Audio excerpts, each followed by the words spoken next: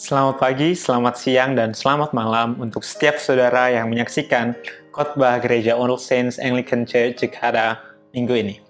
Dan pada kesempatan kali ini kita akan belajar dari kisah di Kejadian 9 ayat yang pertama sampai yang ke-17. Dan judul atau tema khotbah kita pada minggu ini adalah Perjanjian Allah dengan Nuh. Seperti yang telah kita bahas minggu lalu, sudah kita dengar dari khotbah minggu lalu, kita ketahui bahwa Allah telah melakukan atau mendatangkan air bah terhadap bumi pada zaman Nuh saat itu.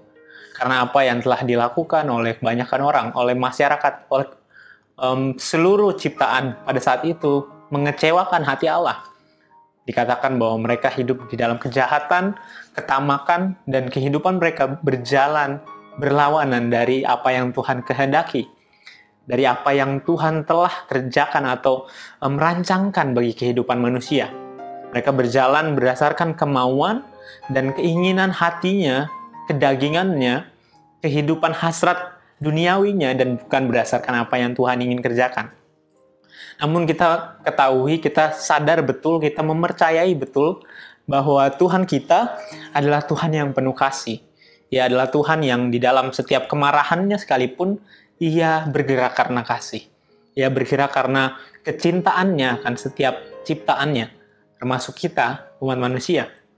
Sehingga kalau pada minggu lalu kita tahu bahwa umat manusia telah dilenyapkan, kecuali satu keluarga, yaitu keluarga Nuh. Yang kepada merekalah Tuhan berkenan, kepada merekalah Tuhan found favor, Tuhan menemukan kasih karunia. Dan Tuhan menjadikan mereka pintu untuk diselamatkannya umat manusia, diselamatkannya generasi yang baru. Dan hari ini kita akan belajar mengenai bagaimana Tuhan membangun kembali hubungan yang sebelumnya ada di antara manusia dengan Allah, di antara ciptaan dengan Allah, yang begitu indah. Bahkan di Taman Eden kita tahu semuanya indah. Bahkan Tuhan bercakap-cakap secara langsung dengan manusia. Semuanya sangat dekat. Namun karena dosa, segala sesuatu menjadi jauh. Hubungan antara manusia, ciptaan dengan Allah menjadi jauh. Oleh sebab itu kita mau belajar bagaimana Tuhan kemudian mengembalikan hubungan yang telah terputus karena dosa itu. Namun sebelum kita masuk ke dalam pembahasan lebih lanjut, mari kita bersatu di dalam doa. Ya Tuhan Allah, kami bersyukur kalau Tuhan adalah Tuhan yang penuh kasih. Engkau adalah Tuhan yang dengan segala kreativitas dan segala cara terus berusaha untuk membawa kami kepada hadirat-Mu, dalam kasih-Mu, terhadap perancangan-Mu. Oleh sebab itu Tuhan, hari ini kami mau belajar, kami mau mendengar bagaimana Tuhan membangun perjanjian dengan Nuh, dengan generasi yang baru itu, dan kemudian berdampak kepada kehidupan kami sebagai umat manusia. Tuhan pimpin kami, pendengaran kami, hati kami, dan biarlah cerita firman Tuhan ini dapat menghubungkan hidup kami dan dapat membuat kami menjadi berkat bagi orang-orang di sekitar kami. Terima kasih Tuhan, dalam nama Yesus kami berdoa. Amin. Hari ini bacaan kita terambil dari Kejadian 9 ayat 1 sampai yang ke-17. Ini bacaan kita hari ini cukup panjang sehingga ada baiknya jika Bapak Ibu sekalian mengambil waktu untuk membaca terlebih dahulu sebelum melanjutkan kepada pembahasan atau khotbah selanjutnya. Jadi Bapak Ibu sekalian boleh mengambil waktu, bisa mempause video ini dan membaca Kejadian 9 ayat yang pertama sampai yang ke-17. Sekali lagi, Kejadian 9 ayat yang pertama sampai yang ke-17. Hal ini menjadi penting, Bapak Ibu perlu sekali membacanya supaya kita sama-sama mengerti apa yang Tuhan mau sampaikan melalui cerita firman Tuhan hari ini. Jika Bapak Ibu semuanya telah membaca, kita akan melanjutkannya. Ya, hari ini tema kita adalah perjanjian dengan Nuh. Kita ketahui betul bahwa Tuhan telah melakukan sebelumnya, yaitu penghakiman. Ia telah menghakimi manusia atas segala sesuatu yang telah dilakukannya pada zaman itu. Atas kejahatannya, ketamakannya, keegoisannya, dan atas segala sesuatu yang berjalan berdasarkan hasrat duniawi saja. Sehingga dimusnahkanlah umat manusia, hampir seluruh umat manusia kecuali satu keluarga, yaitu keluarga Nuh. Dan juga beberapa ciptaan atau makhluk hidup lainnya yang disisakan berpasang-pasangan untuk menjadi generasi yang baru. Kita ketahui betul bahwa kita sekalipun umat zaman sekarang, orang-orang yang telah ditebus oleh penyelamatan melalui Kristus, orang-orang yang telah mengetahui kasih Kristus, kita pun hari-hari ini, kalau boleh jujur, masih melakukan hal yang serupa. Kita masih melakukan atau hidup di dalam ketamakan. Kita hidup di dalam kejahatan. Kita hidup untuk diri sendiri. Kita tidak memikirkan orang lain. Kalaupun ada hal yang kita lakukan untuk orang lain, mungkin saja itu pada akhirnya kembali kepada kita, untuk kepentingan kita. Supaya orang bisa bilang, oh hebat ya si Ishak, dia bisa ngelakuin ini untuk orang lain dan lain sebagainya. Dan hal tersebut hanyalah kita yang mengetahui. Oleh sebab itu sebelum kita lanjut, kita perlu mempertanyakan terlebih dahulu kepada diri kita. Apakah kita sudah berbeda jauh dengan orang-orang yang ada di zaman Nuh saat itu? Apakah kita sudah hidup seturut dengan apa yang Tuhan kehendaki? Apakah jangan-jangan kita masih mengecewakan Tuhan sampai saat ini? Coba pertanyakan lagi, jika Tuhan masih, karena kebetulan kita tahu bahwa Tuhan mengatakan tidak akan ada lagi air bah seperti itu. Tidak akan lagi ada pemusnahan umat manusia dengan cara yang sama. Itu yang Ia janjikan. Bayangkan kalau misalnya Tuhan tidak berjanji demikian. Pertanyaannya, apakah kita akan menjadi orang-orang yang ikut bersama Nuh di bahtera tersebut, atau kita justru orang-orang yang tertinggal? Seberapa banyak ketamakan, kejahatan, keegoisan yang masih kita lakukan hari-hari ini, yang mungkin akan membawa kita kepada penghakiman. Tapi kabar baiknya, Bapak Ibu semua, kita tidak hanya hidup berdasarkan fakta kalau kita berdosa. Fakta kalau kita adalah orang berdosa memang penting untuk kita pegang, untuk kita ketahui, untuk kita ingat, supaya kita tidak lupa diri. Supaya kita tidak menjadi orang yang berjalan berdasarkan kekuatan sendiri. Melainkan menyadari betul bahwa we need God. Kita membutuhkan Tuhan dan kuasa Tuhan. Hanya Dia yang bisa menyelamatkan kita, karena kita penuh dengan dosa. Dan pertanyaan ini perlu kita pertanyakan terus-menerus. Apakah kita sudah cukup berkenan? Apakah kita sudah melakukan apa yang baik? Apakah jangan-jangan kita masih hidup di dalam kejahatan? Karena penghakiman itu memang sudah tidak ada lagi untuk kita. Penghakiman seperti air bah itu sudah tidak ada lagi untuk kita. Namun kita perlu mengetahui betul di mana kita sekarang.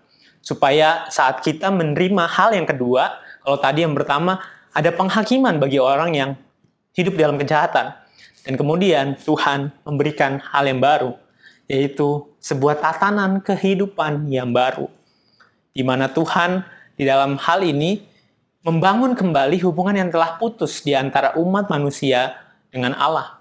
Dia membangun kembali hubungan yang telah putus karena adanya dosa.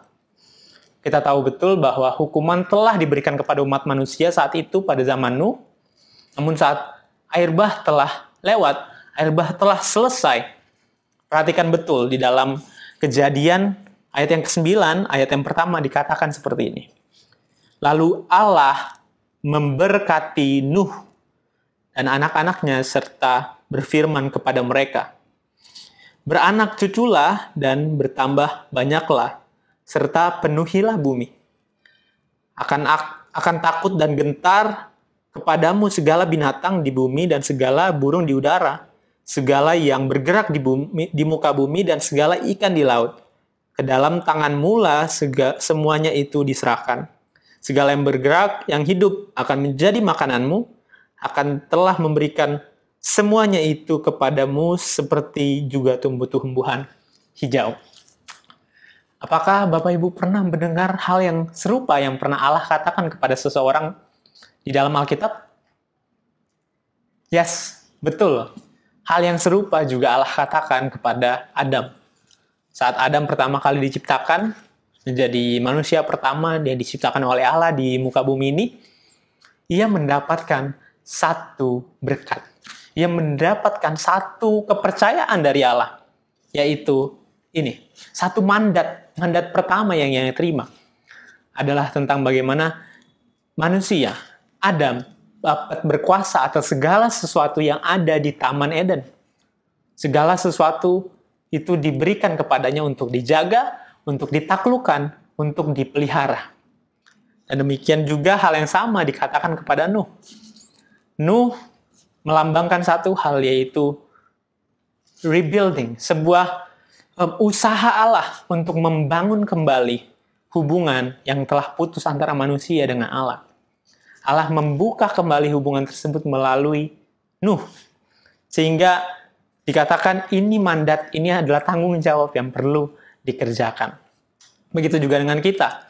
Hubungan kita dengan Allah mungkin hancur karena adanya dosa. Namun karena kasih-Nya, karena kepercayaannya kepada kita, Ia menarik kita kembali. Seperti yang terdapat di dalam Yohanes pasal yang ke-6 ayat 44, dikatakan tidak ada seorang pun yang dapat datang kepada Bapa jikalau tidak ditarik oleh Allah yang telah mengutus aku. Sehingga kemampuan kita untuk kembali kepada Allah semata-mata hanya karena kasih karunia-Nya.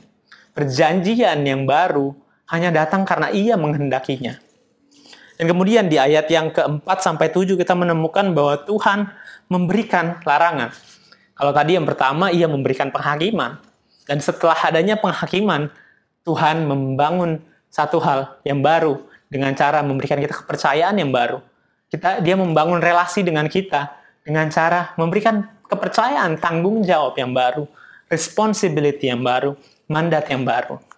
Dan yang ketiga, Dia datang dengan satu larangan, dengan satu janggaran, nggak boleh dilakukan yang ini. Karena di dalam masa Nuh, orang-orang jahat, orang-orang saling membunuh. Mereka hidup berdasarkan keinginan dagingnya masing-masing, marahnya sendiri, dan lain sebagainya. Sehingga di dalam perjanjian yang baru ini, Allah menetapkan bahwa tidak ada yang boleh saling membunuh. Mereka boleh makan binatang yang mereka bisa temukan, mereka boleh makan tumbuhan, namun mereka tidak boleh mencucurkan darah sesama manusia. Karena akan ada hukuman bagi mereka yang mencucurkan darah sesamanya.